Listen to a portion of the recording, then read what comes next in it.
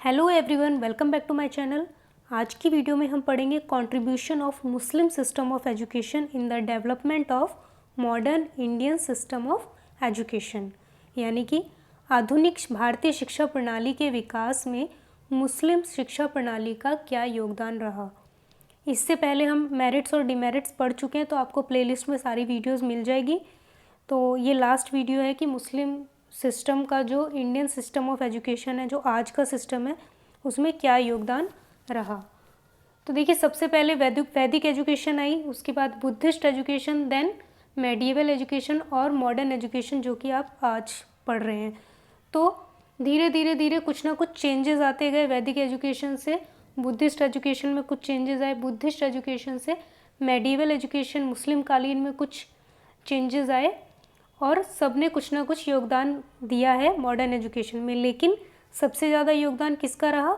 मुस्लिम education का। तो वो किस तरह से रहा, तो हम उसको पॉइंट वाइज पढ़ेंगे। तो सबसे पहले आप देखेंगे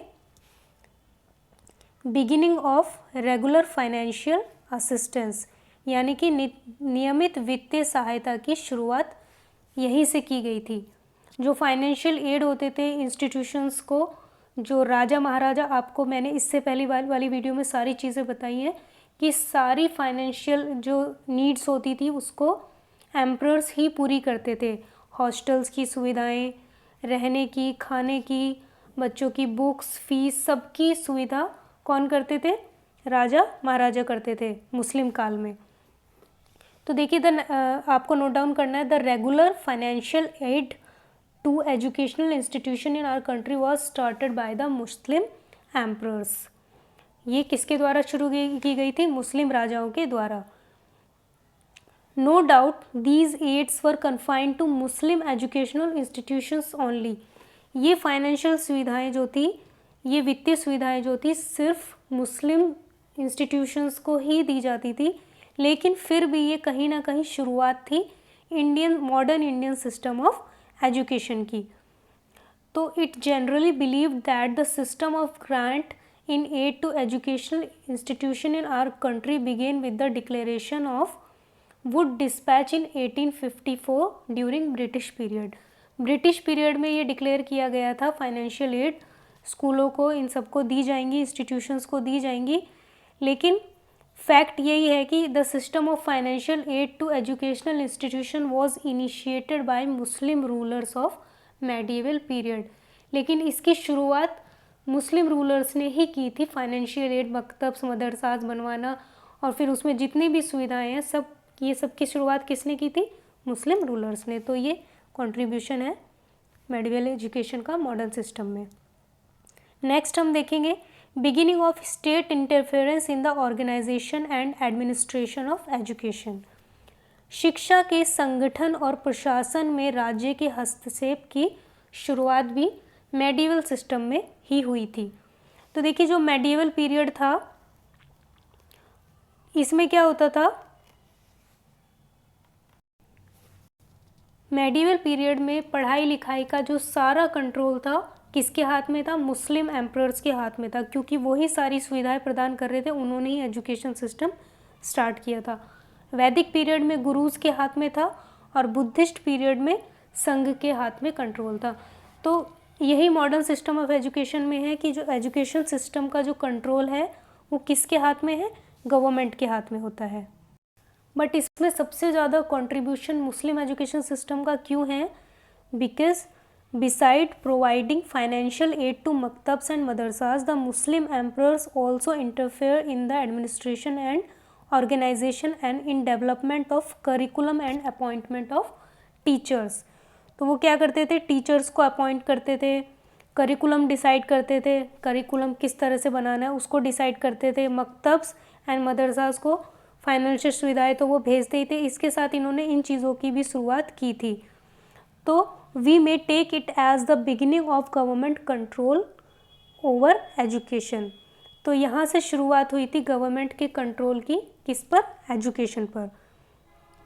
this may also be regarded as a contribution of Muslim education to modern system of education. तो इसको भी हम एक योगदान कह सकते हैं मॉडर्न एजुकेशन में। ओके, तो देखिए कुछ वर्डिंग्स इंग्लिश में हो जाती है, कुछ वर्डिंग्स हिंदी में हो जाती है, तो आपको नोट डाउन करने में कोई दिक्कत नहीं होगी, को आपको दोनों तरीके से समझाया जाता है। आपको इसका जो मोटिव है, जो मेन पॉइंट है, उसको आपको समझना। और देखिए जो मेन चीज़ें वो आपको यहाँ पर लिखी गई हैं, इसके बारे में आपको समझा दिया गया है, आप नोट डाउन करते जाइए, आपको कोई प्रॉब्लम नहीं होगी। नेक्स्ट देखिए आप, organization of free education and beginning of scholarship.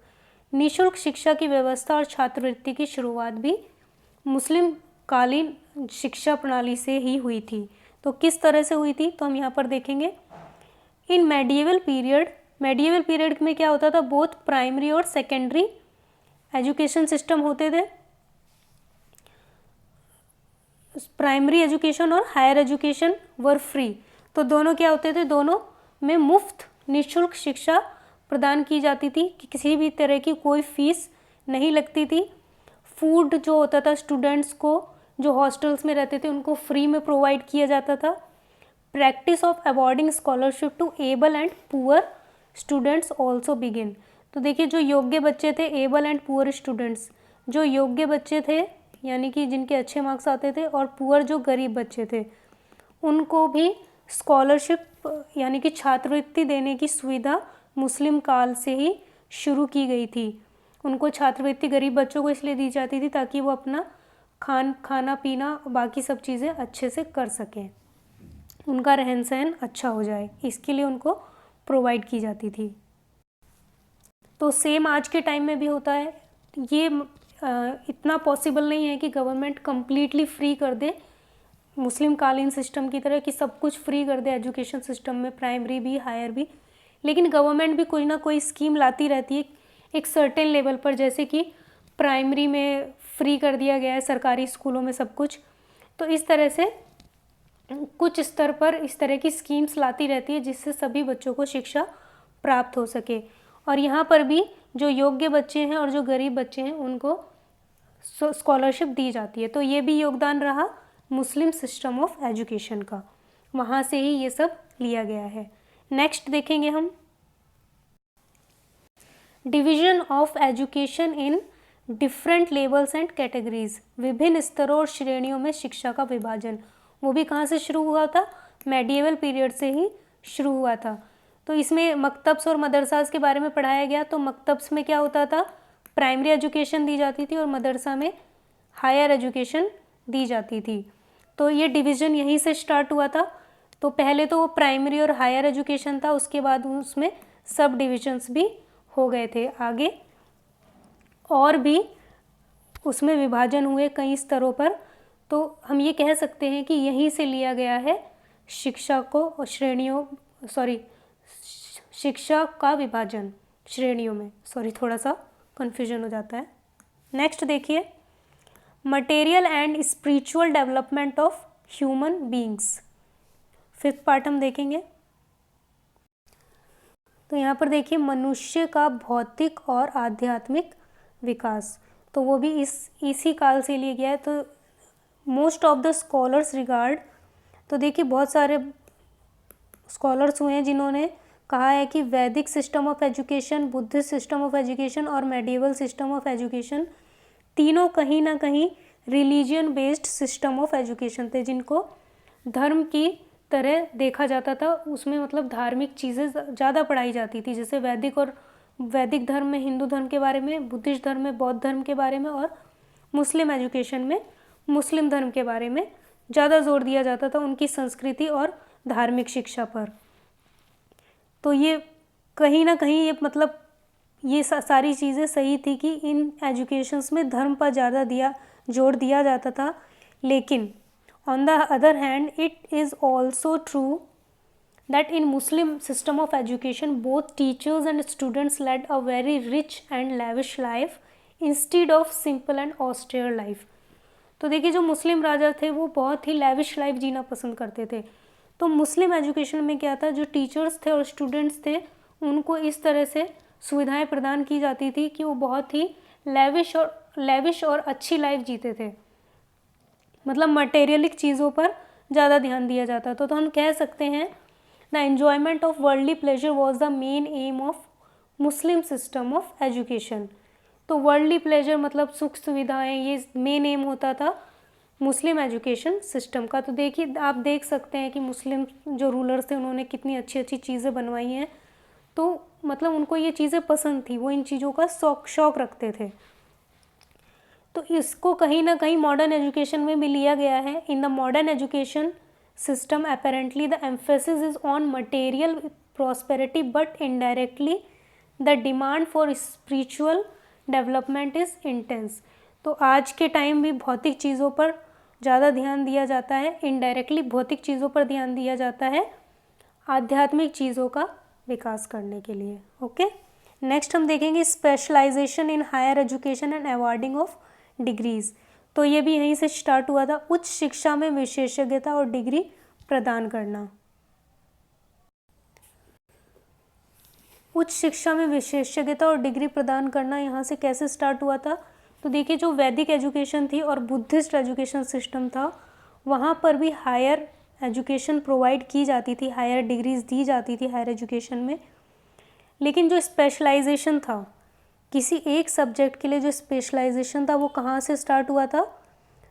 Single subject के लिए वो स्टार्ट हुआ था मुस्लिम सिस्टम ऑफ एजुकेशन से। यानी कि आप चाहे तो आर्ट या फिर किसी स्किल में या फिर वोकेशन में, इस तरह से किसी पर्टिकुलर चीज़ में अगर आप इंटरेस्टेड है तो उसमें आपको एक डिग्री दी जाती थी। वो कहाँ से स्टार्ट हुआ था? वो सिंगल सब्जेक्ट की जो डिग्री देना था वो मुस्लिम काल से ही स्टार्ट हुआ था। The system of awarding different degrees to student specializing in different subject also commence during medieval period. तो ये स्पेशल डिग्री जो देने का जो सिस्टम था वो मुस्लिम काल से ही शुरू हुआ था। तो यहाँ पर कौन सी डिग्री दी जाती थी? आमिल की डिग्री दी जाती थी उन स्टूडेंट्स को। आप लिख लेंगे आमिल, इंग्लिश में भी आमिल ही लिखना है। आमिल की डिग्री दी जाती थी जो स्टूडेंट्स बहुत इस्लामिक रिलीजन में बहुत ही स्कॉलर होते थे, बहुत ही बुद्धिमान होते थे, इस्लामिक धर्म के बारे में पढ़ते थे। तो ये किसके लिए दी जाती थी? इस्लामिक धर्म के लिए। और दूसरी थी काबिल, आमिल एंड काबिल। काबिल किसको दी जाती थी? जो अरेबियन भाषा और पर्शियन भाषा में स्पेशलाइज्ड थे, जिन्होंने इसके बारे में शिक्षा प्राप्त की थी, उनको काबिल की डिग्री दी जाती थी, जो अरेबिक और पर्शियन जो लिटरेचर था उनका साहित्य था। और फाजिल, एक बार मैं आपको फिर से लिख के बता देती हूँ। आमिल, हिंदी में भी आपको आमिल लिखना है। आमिल किसको दी जाती थी? इस्लामिक रिलीजन में जो स्कॉलर डिग्री हासिल करते थे इस्लामिक रिलीजन में। दूसरी होती थी काबिल, काबिल दी जाती थी अरेबियन और पर्शियन लैंग्वेज के लिए, अरबी और फारसी भाषाओं के लिए। फाजिल, फाजिल दी जाती थी जो स्पेशलाइज्ड होते थे, जो विशेषज्ञ होते थे लॉजिक और फिलॉसफी में, लॉजिक और फिलॉसफी। ओके, तो ये आपको क्लियर हो गया होगा। तो इसी तरह से आज के टाइम में भी हायर एजुकेशन, जैसे आप कॉमर्स लेते हैं, साइंस लेते हैं, आर्ट्स लेते हैं, तो वो एक सिंगल सब्जेक्ट के लिए आप स्पेशलाइजेशन लेते हैं, आपको डिग्री दी जाती है कि आपने कॉमर्स में ग्रेजुएशन की डिग्री हासिल की है, इस तरह से। तो ये शुरुआत कहाँ से हुई थी? मुस्लिम सिस्टम ऑफ एजुकेशन से हुई थी। नेक्स्ट हम देखेंगे establishment of different madrasas for different type of education. विभिन्न प्रकार की शिक्षा के लिए विभिन्न मदरसों की स्थापना की गई। तो मुस्लिम काल में देखिए, अलग अलग तरह की शिक्षा प्राप्त करने के लिए अलग अलग तरह के मदरसा स्टार्ट किए गए, खोले गए। तो यहाँ पे क्या था? Different type of higher education, जिस तरह की हायर एजुकेशन होती थी उस तरह के ही मदरसास खोले जाते थे। उनमें अलग अलग मदरसा में अलग अलग टाइप की पढ़ाई कराई जाती थी। जैसे किसी पर्टिकुलर सब्जेक्ट की डिग्री होती थी, उसमें उस चीज़ की पढ़ाई कराई जाती थी। डिफरेंट मदरसा में अलग तरह की पढ़ाई कराई जाती थी। तो इसको ही देखकर कॉलेजेस एंड यूनिवर्सिटी आज के टाइम में स्टार्ट हुए हायर एजुकेशन के लिए। तो आप लिख सकते हैं, since then the tradition of different type of colleges and universities at the higher education level began. Higher education के अलग अलग कॉलेज और यूनिवर्सिटी स्थापित किए गए हैं आज के टाइम में। तो इसकी शुरुआत कहीं ना कहीं कहाँ से हुई है, मुस्लिम कालीन सिस्टम ऑफ एजुकेशन से, वहाँ से इसको लिया गया है, ये आइडिया वहीं से लिया गया है। तो ये भी एक कॉन्ट्रीब्यूशन हो गया। ओके, 8th हम देखेंगे special arrangements for the education of arts, skill and vocations, कला, कौशल और व्यवसायों की शिक्षा के लिए विशेष व्यवस्था। मुस्लिम एजुकेशन मेनली किस पर डिपेंड थी, जो मुस्लिम एजुकेशन थे वो बहुत ही ज़्यादा शौकीन थे आर्ट के, मतलब कला के, वर्ल्डली प्लेजर मतलब भौतिक सुख सुविधाओं के बहुत ही ज़्यादा प्रेमी थे, उनको बहुत ज़्यादा पसंद थी ये सारी चीज़ें। तो this is the reason that they made relentless effort in organizing education in different arts, skills and vocations। तो इसलिए उन्होंने संगठित की और जो शिक्षा को अलग अलग वे में संगठित किया, जैसे आर्ट्स, कल्चर, स्किल्स, वोकेशन, उन्होंने अलग अलग तरीके से बनाया। तो आज की एजुकेशन भी आप किस लिए पढ़ाई करते हैं, आप पढ़ाई करते हैं कि आपको जॉब मिलेगी, जॉब मिलने के बाद आपको बाकी सुख सुविधाएं मिलेंगी, आप घर ले सकते हैं, आप अच्छी जॉब करेंगे तो आप अच्छा घर ले सकते हैं, अपनी फैमिली को आप सारी खुशियां दे सकते हैं, वर्ल्डली प्लेजर इसी को बोलते हैं। तो ये भी कहीं ना कहीं वहीं से इस चीज़ को लिया गया है। तो जॉब ओरिएंटेड बनाया गया एजुकेशन को आज के टाइम में। तो ये कहाँ से ये आइडिया लिया गया है, मुस्लिम सिस्टम ऑफ एजुकेशन से। नेक्स्ट हम देखेंगे लेसन्स फ्रॉम बिटर एक्सपीरियंसेस। तो आपको स्टार्टिंग में इसके बारे में आपको पढ़ाया गया था कि जो मुस्लिम एजुकेशन थी उसमें सिर्फ मुस्लिम भाषाओं में पढ़ाया जाता था, अरेबिक और पर्शियन भाषाओं में पढ़ाया जाता था। तो इससे क्या होता था, जो मेजॉरिटी थी, जो हिंदू थे, वो इससे कोई फ़ायदा नहीं प्राप्त कर पाते थे। कुछ ही हिंदू होते थे जो इसको सीख पाते थे और अच्छी जॉब ले पाते थे। तो इन सब चीज़ों को रेक्टिफाई करने के लिए, इन सब चीज़ों को सुधारने के लिए we adopted regional languages as the medium of education. तो हमने रीजनल लैंग्वेजेस को अडॉप्ट किया कि जैसे हिंदी भाषा में पढ़ाई करवाई गई, जो जिस जगह की भाषा होती है वहाँ पर एक सब्जेक्ट को रखा जाता है कि आपको इस भाषा में पढ़ाई करनी है। तो आप जिस स्टेट के हैं आप देखेंगे मोस्ट ऑफ द स्कूल, जो स्टेट स्कूल्स होते हैं उसी लैंग्वेज में पढ़ाते हैं। जैसे गुजरात है तो गुजराती में सब कुछ पढ़ाया जाता है, तो इस तरह से। और आज के टाइम में क्या है, इंग्लिश जो है वो सभी स्कूल में कंटिन्यू की गई है। मोस्टली हायर एजुकेशन में इंग्लिश ही रखी जाती है medium of the education, but our policy is to replace it by regional languages in future.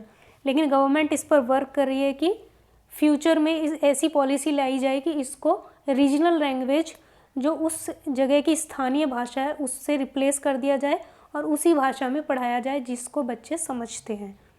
क्योंकि पहले तो आप रीजनल लैंग्वेज पढ़ रहे हैं, लेकिन आप हायर एजुकेशन में एकदम से इंग्लिश जाके पढ़ेंगे तो आपको वो समझ में नहीं आएगी। तो इसलिए गवर्नमेंट इस तरह की पॉलिसी लाने की कोशिश कर रही है।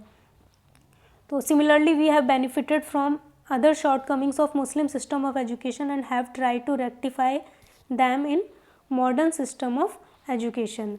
तो उन चीज़ों को सुधार कर और मॉडर्न सिस्टम ऑफ एजुकेशन में नई नई चीज़ें लाना, ये है लेसन फ्रॉम बिटर एक्सपीरियंस, कड़वे अनुभवों से सबक। तो देखिए मेनली आप 8 पॉइंट लिख सकते हैं इसको, अगर आप नहीं भी लिखेंगे तो चलेगा। तो ये थी हमारी आज की वीडियो। अगर आपको वीडियो पसंद आई है तो चैनल को लाइक करें, शेयर करें, सब्सक्राइब करें। कोई भी क्वेरी है तो आप कमेंट सेक्शन में पूछ सकते हैं। इसके बाद हमारी यूनिट 2 स्टार्ट हो जाएगी। Thank you.